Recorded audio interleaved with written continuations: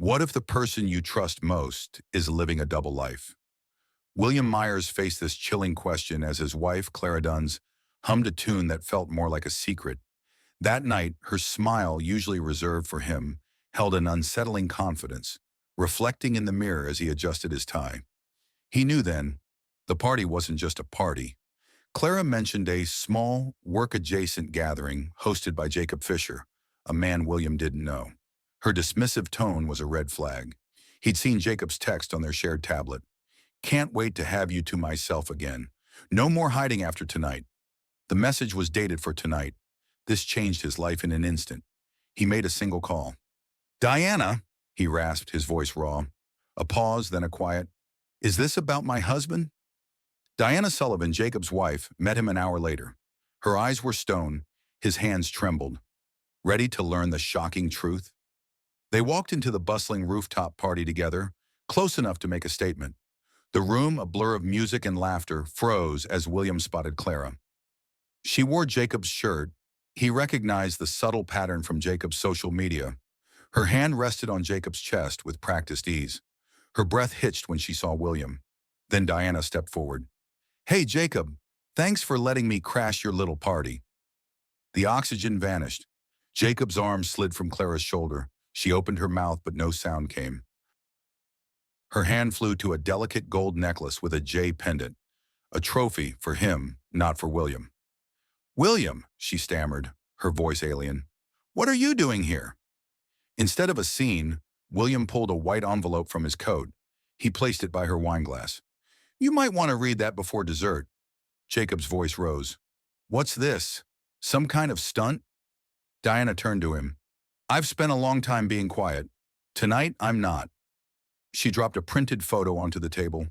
Jacob shirtless, Clara smirking beside him in an unfamiliar bed. A ripple of gasps swept the room. Clara's trembling hands opened the envelope. Her face drained of color. It contained a notarized separation agreement, his final bank withdrawal, and a notice to vacate. The final line delivered a crushing blow. "By the time you finish this party, I won't be home." She looked up, wide-eyed and silent. William nodded once. "Enjoy the rest of your night." He turned and walked out, not looking back. He walked home, needing the quiet to process. The house felt untouched, deceptively normal. His phone buzzed. "Diana, Jacob tried to follow you. I stopped him. She left through the kitchen. I think she's looking for you." He didn't reply. This was the silent sting of betrayal. An hour later, Diana entered, unannounced. "She's not coming here," Diana stated, exhaustion etched on her face. "I think she's still with him." William frowned. "You said she left the party." "She did. But guess who followed her? And guess who didn't push him away?" He couldn't respond. Diana stepped closer. "William, I didn't come to stir things up. He's been cheating on me for 2 years. I stayed silent, hoping he'd return. But tonight I saw it. He never even left."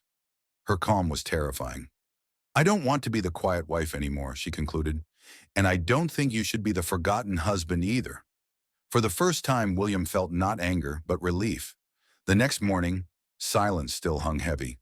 No call, no text from Clara. She had vanished, guilt-free. Diana, however, stayed, sleeping on the couch, an unspoken understanding settling between them. She handed him a flash drive. "You need to see something." William hesitated. Proof that neither of them deserved us. He plugged it into his laptop. A video. Clara and Jacob in a hotel room. She wore his shirt, not touching him, but laughing, mimicking William's voice, calling him her emotional charity project. Jacob chuckled. "At least he funds your lifestyle." The video cut. William couldn't breathe. This wasn't physical betrayal. It was a cruel masterpiece of deceit. That part of him, still hoping for a mistake, for regret, died. Clarity took its place. Diana just sipped her coffee. "He backed it up to our shared cloud. Idiot forgot I had access." "You're not sending this to her, are you?" Diana asked. "No," William said. "She already knows who she is. She just thinks I never would." Diana offered a rare, honest smile. "You're not the puppy anymore." 2 days passed without a word from Clara. William checked his phone compulsively. Then her name lit up the screen. Not a call, but a voice memo. Her voice, rehearsed sadness, began. Hey, I guess I should have reached out sooner. I've been processing. Look, Jace and it just developed. It was never about hurting you. I still care about you. You were always good to me. You were always good to me. William stopped it. That one sentence revealed everything. He was her shelter, her backup plan. 10 minutes later, a courier delivered a package.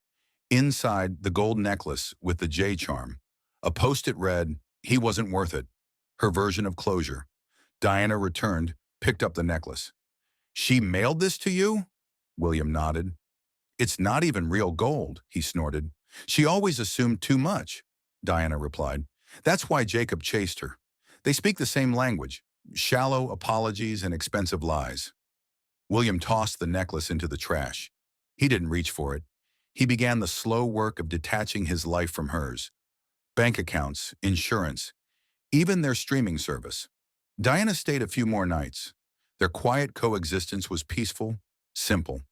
Then came the legal document. Not divorce papers. Clara was attempting to freeze their joint accounts, citing William's emotional instability and reckless spending. What fresh hell awaited him? Diana read over his shoulder. She's trying to financially corner you. She's scared. If you move on before she spins the story, she loses control. William's heart pounded. She wasn't trying to win him back. She was rebranding. His lawyer sighed. We'll respond. Expect more. The next morning, a mutual friend sent a screenshot of Clara's private social media post. A lengthy, victimized account of emotional neglect, finding courage with someone who saw her. He was the villain in a story he didn't write. When friends started unfollowing him, when a colleague offered condolences for that kind of husband, William knew her story had become his reputation. He sat down staring at a blank post for 10 minutes. Silence lets lies grow. He chose to speak. You've seen a version of our story that makes me out to be the villain. I stayed quiet because I thought dignity would be enough. But silence lets lies grow. Here it is. Clara wasn't unhappy. She was unfaithful. There are receipts, screenshots, and videos I never wanted to see, but had no choice but to face. She didn't leave a broken man. She broke a faithful one. He ended simply. If you think telling the truth is messy, try living a lie. I'm healing, but I won't let someone else build their future on my silence. He hit post, then turned off his phone. William and Diana walked, not speaking. She handed him sunglasses. You look a little too raw to be outside. He laughed, the first real laugh in weeks. His phone had exploded. Jacob's message stopped him cold.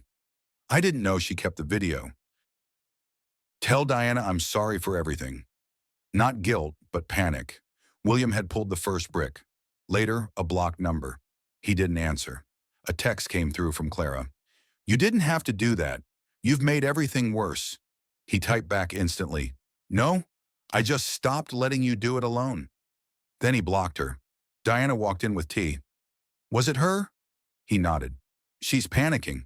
Diana sat. Good. She should know what it feels like to watch something fall apart and realize she caused it. He no longer felt small, nor broken. He felt free. Clara's narrative collapsed quietly. Her social media vanished. The petition was withdrawn. Friends started sending tentative messages. I guess I didn't know the whole story. William didn't reply. He didn't need validation. Diana eventually returned home, but they spoke daily. Survivors who understood healthy relationships. Weeks later, William stood in his kitchen, making breakfast for himself. He hadn't felt such calm in years. He donated her remaining things. It wasn't about the objects, but shedding the version of himself that tolerated being an option. Then the final surprise, an email from Clara. I understand if you never want to speak to me again, but I do want you to know. I regret losing you. I didn't understand what I had until I watched someone else hold it with more care than I ever did. He didn't respond. Some messages don't need answers. Closure isn't always about confronting someone else. It's about finally choosing yourself. His days are simpler now. He journals, plays guitar, something she called a waste of time. The strings feel like healing. He's not rushing toward anything, but he knows this. He's no longer the man she could control. He's the man who walked away when she thought he never would.